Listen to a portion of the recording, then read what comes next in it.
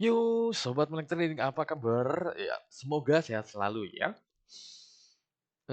Seperti biasa ya, saya akan coba memberikan informasi baik secara teknikal maupun secara fundamental serta mapping chart untuk pergerakan market di hari ini, edisi awal pekan Senin 29 Januari 2024 ya. Oke.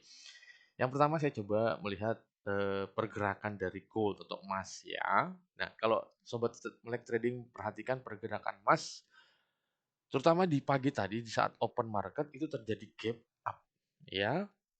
Ini kita bisa lihat dari yang pekan kemarin, dari Jumat ke pekan kemarin, close-nya berada di level 2018, sedangkan open-nya berada di level 2024. Ya, seperti itu. Ini terjadi yang namanya gap up. Nah, secara fundamental, hal ini disebabkan oleh adanya informasi serangan yang dilakukan oleh Korea Utara terhadap monumen atau tugu perdamaian lah istilahnya seperti itu antara Korea Utara dengan Korea Selatan. Itu yang pertama. Yang kedua, Korea Utara juga menguji coba beberapa rudal ya di pantai timur itu dekat perbatasan antara Korea Utara dan Korea Selatan. Nah, hal ini memicu kekhawatiran para pelaku pasar akan timbulnya serangan lanjutan seperti itu ya. Oke. Ditambah lagi bahwa Cina sudah mengerahkan beberapa pasukannya mendekati Taiwan, di mana kita tahu di sana ada perundingan antara Cina dengan Amerika. Seperti itu adalah dari sisi fundamental. Kenapa tadi harga emas gap up pada saat open market? Oke, sekarang secara teknikal ya. Kalau di sini saya seperti biasa menggunakan indikator resisten and support lah ya. Ini kalau sobat melek trading bisa melihat ini adalah indikator yang saya pakai, support and resistance level with breaks ya. Lalu ada juga whole suite ya. Ini adalah dua indikator yang selalu saya gunakan untuk mapping chart. Oke. Untuk pergerakan gold, saya melihat bahwa tren pergerakan akan coba bullish, akan coba naik ya. Akan menuju ke level berapa? Oke, dia akan mencoba ke level ini 2040-an ya, ke level 2040. Jadi kalau sobat melek trading, jika sudah ada angka level 2040 ya, level 2040 sampai dengan level 2035 ya, level 2040 dan level 2035 itu boleh sobat melek trading melakukan entry posisi sell ya. 2040 sampai 2035 sampai dengan level 2040 ya. Itu adalah level yang cukup bagus untuk sobat melek trading melakukan entry posisi sell ya dengan target profit yang sama seperti saya biasa informasikan, tapi kali ini lebih sempit yaitu 3 sampai dengan 5 poin yaitu atau 300 pips sampai dengan 500 pips. Nah, untuk SL-nya juga sama 1:1. Kita coba di yang 5 pips ya atau 5 poin, sorry, 500 pips. Berarti di level 45 seperti itu ya. Ini adalah area atau level untuk sobat melek trading boleh entry posisi sell ya di level ini. Oke. Ini area untuk entry posisi sell ya. Area sell di range 2035 sampai 2040 ya, seperti itu. Oke, ini adalah area untuk entry posisi sell ya. Jadi sobat melek trading bisa lihat level ini. Lalu untuk entry posisi buy-nya, kita tahu bahwa di range pekan kemarin tertinggi berada di level 2037 dan terendah berada di level 2009. Ya, itu ada area pergerakan emas selama pekan kemarin. Nah, kalau untuk hari ini saya melihat antisipasi sobat melek trading boleh entry posisi buy itu berada di level 2015 sampai level 2010. Oke. Entah saya coba lihat di sini. Nah, di sini 2015 sampai dengan 2010. Karena ini merupakan level yang sulit ditembus oleh pergerakan emas ya kalau sobat melek trading lihat. 2015 sampai dengan 2010 ya, itu adalah area yang cukup bagus untuk sobat melek trading antisipasi untuk entry posisi buy ya. Sama target profitnya 3 sampai dengan 5 poin atau 300 sampai dengan 500 pip dengan stop loss-nya juga sama sekitar 5 poin ya. 1 banding 1 ya. Oke, kita di level 2005 ya, seperti itu. Oke, ini adalah level atau area untuk sobat Melek Trading untuk entry posisi buy ya di sini ya. Ini untuk posisi buy-nya. Area buy 2015 sampai 2010. Oke, itu adalah level entry untuk posisi buy dan sell-nya di pergerakan gold, baik secara teknikal maupun secara fundamental. Namun, ya, ini sobat Melek Trading sesuaikan untuk target profitnya dan jumlah lotnya sesuai dengan equity yang ada, ya. Oke, lanjut sekarang kita coba ke prediksi di pair yang lainnya ya. Oke, sekarang kita coba untuk pergerakan di Nasdaq karena memang banyak sekali request yang masuk untuk prediksi dan analisa untuk pergerakan Nasdaq. Baik, untuk di Nasdaq saya melihat ya, untuk di Nasdaq ini sudah terbentuk yang namanya secara konfirmasi sudah terbentuk yang namanya bullish engulfing. Jadi potensi pergerakan Nasdaq masih akan mencoba level kenaikannya, akan mencoba naik. Dia mencoba ke level ini sebenarnya yang pernah disentuh, ini di sini ya, ke level 17.580, 17.800, 17.580 itu akan menuju ke sana pergerakan atau kenaikan dari Nasdaq ya. Nah, jika berhasil di break atau berhasil ditembus, dia akan melanjutkan kenaikannya. Dia akan mencoba ke level tertingginya yang pernah disentuh, yaitu berada di sini. Potensinya di sini ke level 17.200, 17.720, 17.700-an ya kan ke sana. Namun, ya, apabila tidak berhasil menembus level yang tadi saya katakan, justru pergerakan Nasdaq akan kembali turun ya, kan ke level ini. 17.400 ya. Nah, kalau secara teknikal, kalau secara fundamental kita tahu saat ini di Amerika, Wall Street atau beberapa komponen-komponen saham-saham yang ada di Amerika baik Nasdaq, S&P 500 maupun Dow Jones Industrial Average ya, mayoritas itu berwarna hijau, artinya adalah positif. Karena apa? Beberapa perusahaan-perusahaan yang tergabung di Wall Street ini diindikasikan atau diprediksi ya memberikan laporan rugi laba atau laporan earningnya yang positif.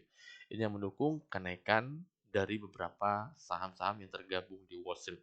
Namun antisipasi, sekali lagi saya katakan namun antisipasi akan adanya informasi yang tadi saya katakan, serangan Korea Utara dan yang lain gejolak politik. Terlebih lagi juga ada kondisi di Timur Tengah ya, di Laut Merah itu belum stabil dan antara Ukraina dengan Rusia juga masih belum selesai ya, seperti itu.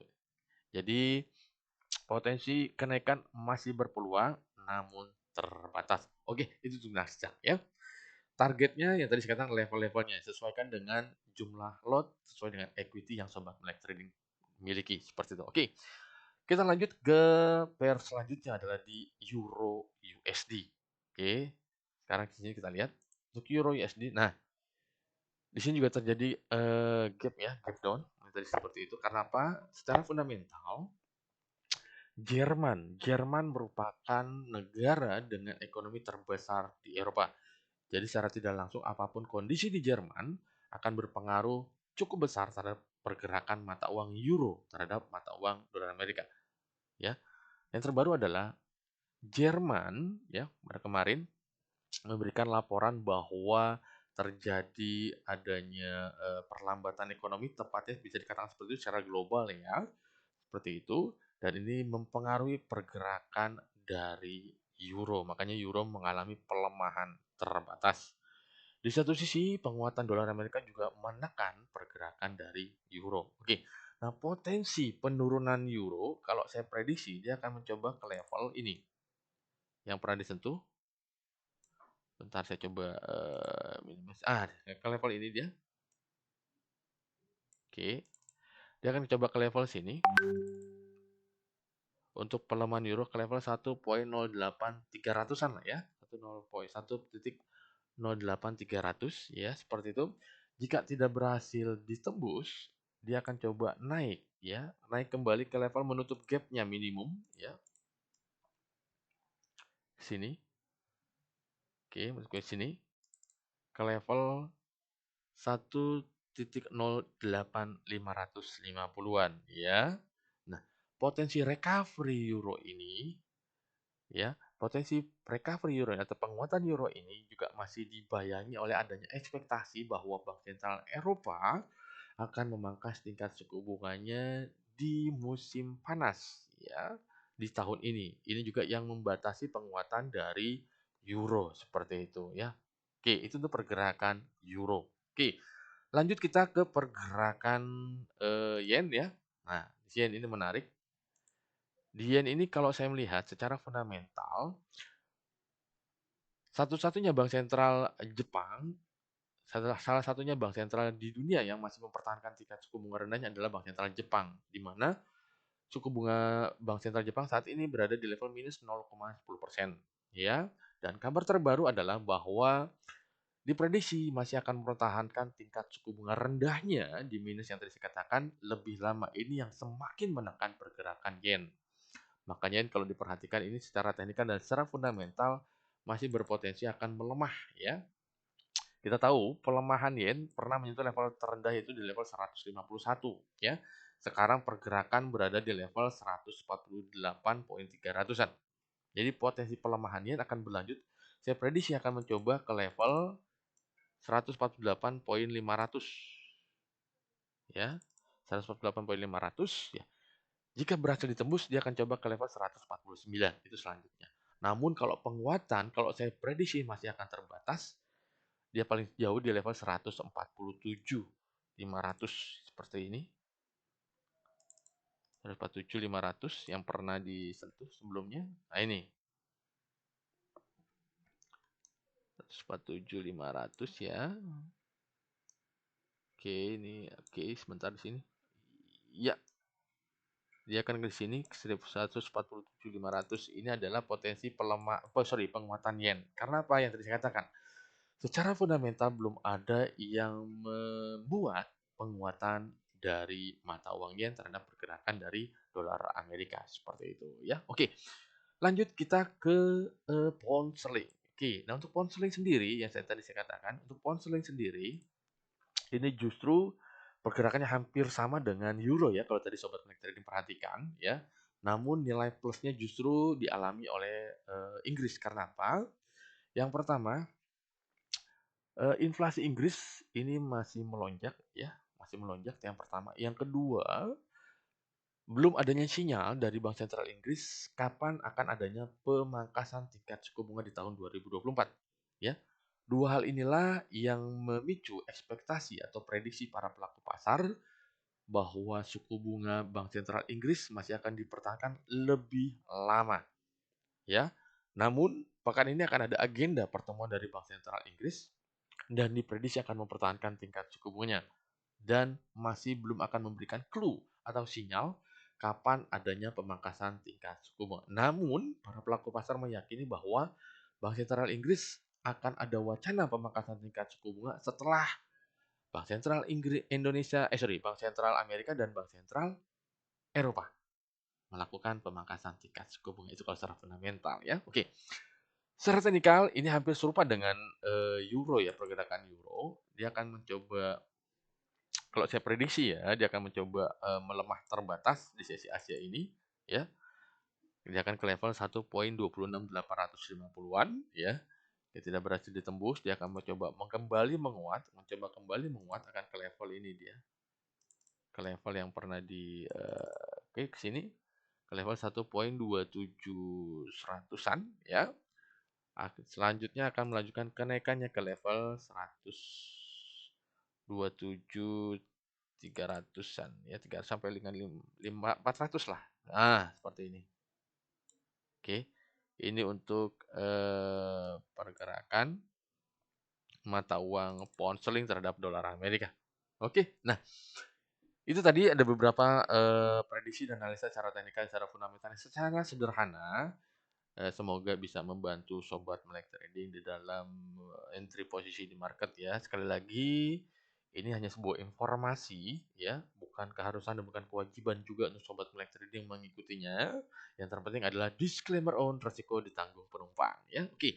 Apabila informasi ini dirasa Sobat Melek Trading sangat berguna atau bergunalah untuk, menambah informasi di dalam prediksi dan menganalisa sebelum entry posisi di market, Sobat Melek Trading boleh share, subscribe, like, and comment ya. Oke, terima kasih, tetap semangat.